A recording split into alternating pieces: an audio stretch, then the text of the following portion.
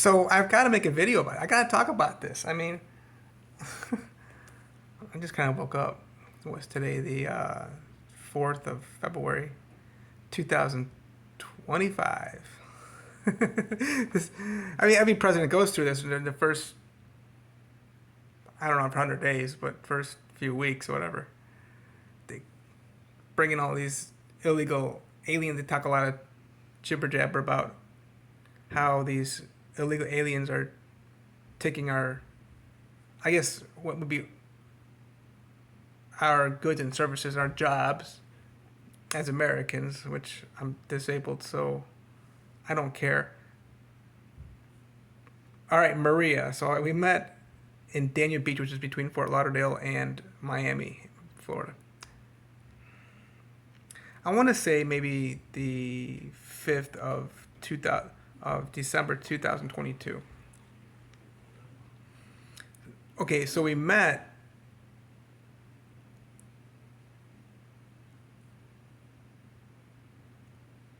in Dania Beach, and then she drove me to. I was going on a cruise of like Aruba and Curacao and Haiti.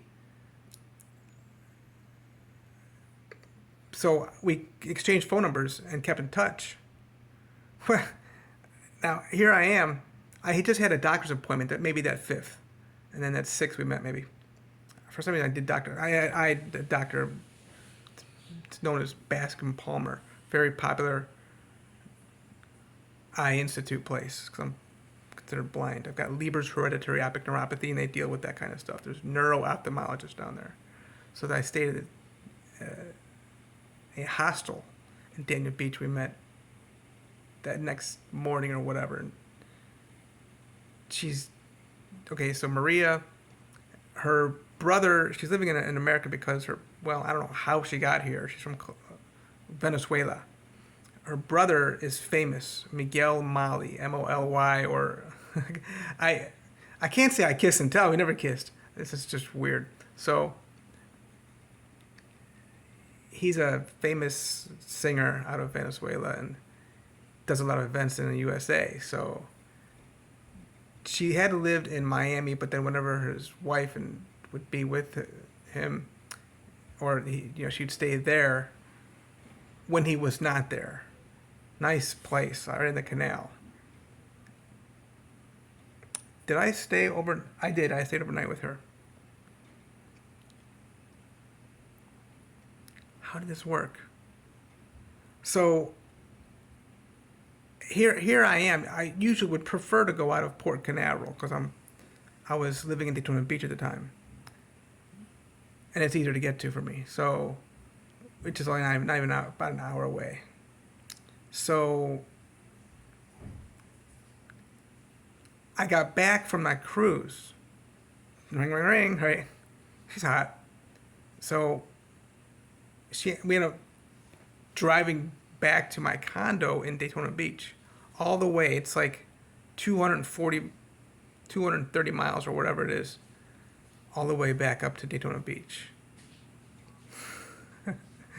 We got up there and we were just kind of sitting on that, which is I'm in New Smyrna Beach now, on that like futon chaise lounge thing chair, and then we rubbed bodies together and went straight for the bed. Never kissed. We had sex. One, that one time in Daytona Beach. Stayed for that one night.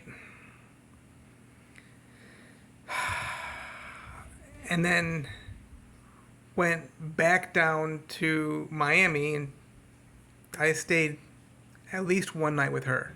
Now she was big into medical weed. She needed her medicine. She always called her medicine.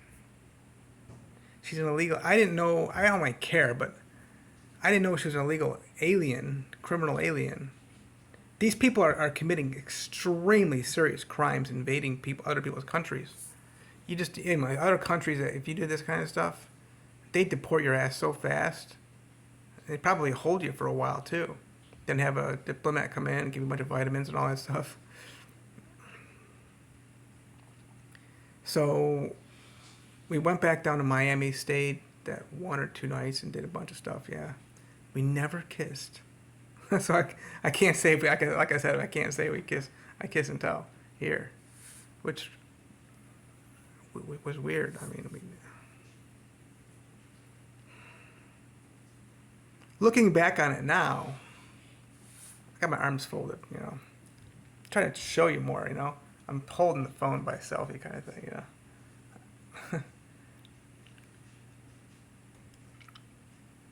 What advantage does what benefit, not advantage, benefit does an illegal alien have of having sex other than just getting your nut off?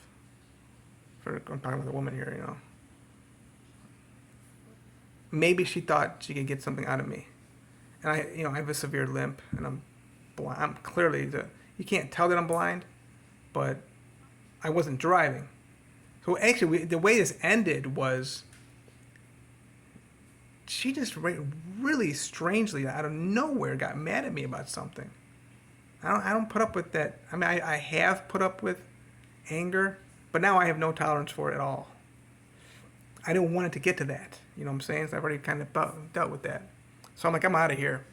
Now, what's interesting is, for some strange reason, I had brought my scooter with me in her car back down to Miami.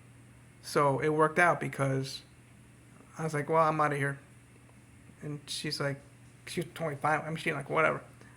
So I got on my scooter and went to the nearest place I could find in Miami. Not Miami Beach, but Miami. And ordered an Uber. Went to... I'd already planned this like an hour beforehand. I want to say a Greyhound.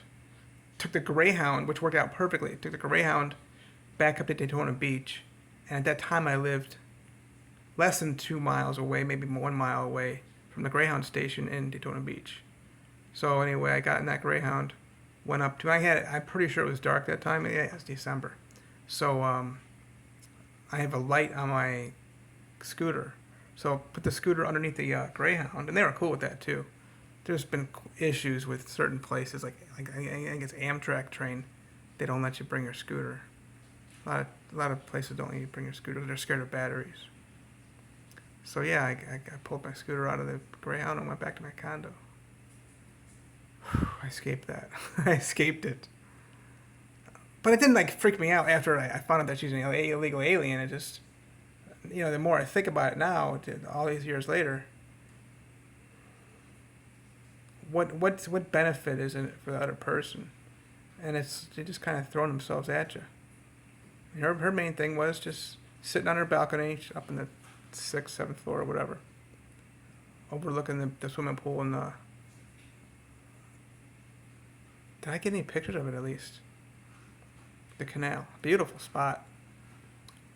Okay, I'll say where I just thought of where it was, 135th Street in Miami. That's my sexual experience with an illegal alien.